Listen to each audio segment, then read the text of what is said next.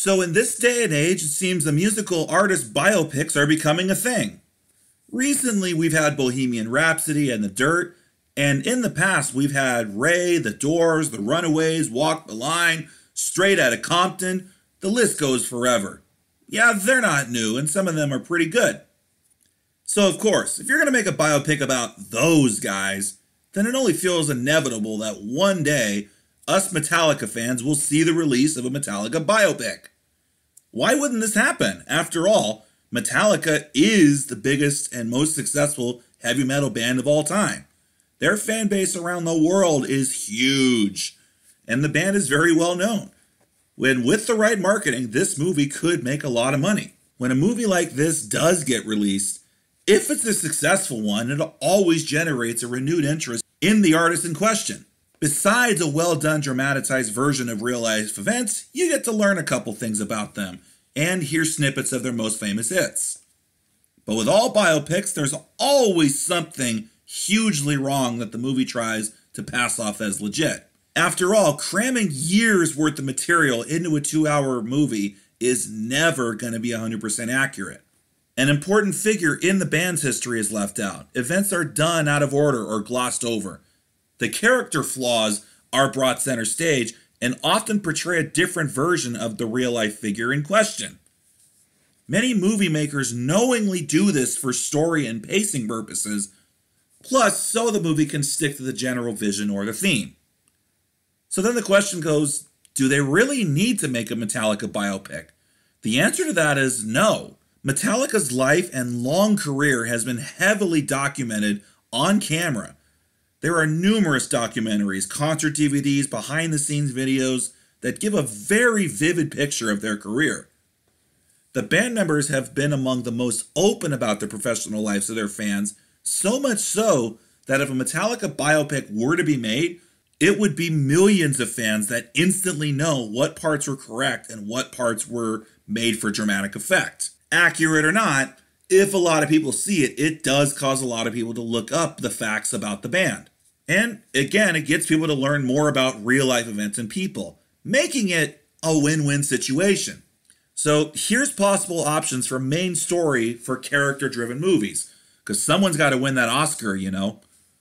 If it was about Lars Ulrich who started everything, you could make the focus on him going from a motivated teenager into a bona fide rock star, and then having a villainous heel turn over the Napster controversy due to his ego and controlling ways. It could focus on Cliff Burton, and it would be a great tribute to him. As he was the most dedicated musician of the group, he's the one who showed the other members theory and harmony in their music. Therefore, it's going to be all the more tragic when the movie ends with the bus accident, but still showing how the band continued on with his influence. If the movie centered around Jason Newsted, the man who had to live in Cliff's shadow, you show him constantly getting hazed, and such a movie would portray James in a villainous light due to his controlling ways, coming to blows over the Eco-Brain drama and the rest of the band imploding in 2001. On the other side, a movie about James Hetfield would portray his alcoholic side as well as his controlling ways, his brushes with death on and off the stage, and his redemption when he sobers up. If the movie was more about Dave Mustaine's rivalry with Metallica, I'd prefer the movie remain mostly ambiguous and let the viewer decide who the good guys are. What about Kirk Hammett? Well, in any case, as most of the drama never really revolves around him, he'd usually be seen as the peacemaker or the middleman when fights between other members broke out, especially between James and Lars. All of these ideas would be great for a movie going over their earlier years, which is where most of their drama takes place. When it comes to their later year, besides Napster and the crap surrounding St. Anger, which is already heavily documented in some kind of monster, there wasn't really that much drama or material that's biopic worthy. As Joel McIver once said in an online chat, it's Megatour followed by average album followed by Megatour. Boring! Whenever the movie truly ends, it can safely say before the credits, and Metallica continued to tour and release #1 records.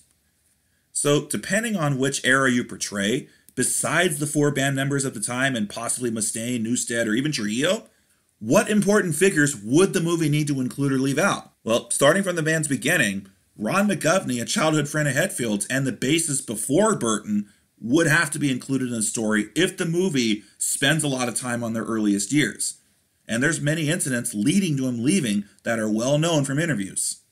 Brian Slagel, the man who gave Metallica their first break with the Hit the Lights demo on the Metal Massacre thing, would be a glorified cameo at best. Peter Mensch and Cliff Burstein had been the band's managers since 1984, but chances are they'd be a composite character to save film space. Of course, there'd also be two roadies that stand out.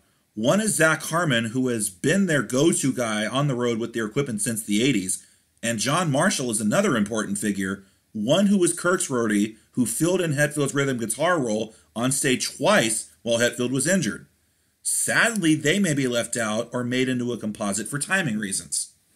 You could also include the producers like Flemming Rasmussen, who worked on 3 of their 80s albums. Should the movie be going over the making of the Black Album or their later career, of course, Bob Rock would be an important character. Like any music biopic, you can count on a couple of scenes telling the inspirations and stories behind some of their famous songs, like the band's gear being stolen, inspiring Fade to Black. But of course, Metallica were notorious for their hard partying days, and being nicknamed Alcoholica at the time. There are stories all over the place, and they're easy to find, so it is no question that any Metallica biopic would include scenes of them trashing homes, rooms, and plenty of drunken shenanigans, both on and off the stage. What about the women? Of course, the band member had their share of groupies in their heyday. They lived like rock stars on the road, and the road crew arguably had more action than they did. But in terms of women drama, if there was, it was all behind closed doors. Lars, Kirk's, and Jason's first wives all divorced them respectively in 1990 due to their constant absence during the making of the Black Album. James, Lars, and Kirk all got married and started having kids later in their careers. Sure, Lars may be on his 3rd wife at the moment, but that's all during their later years.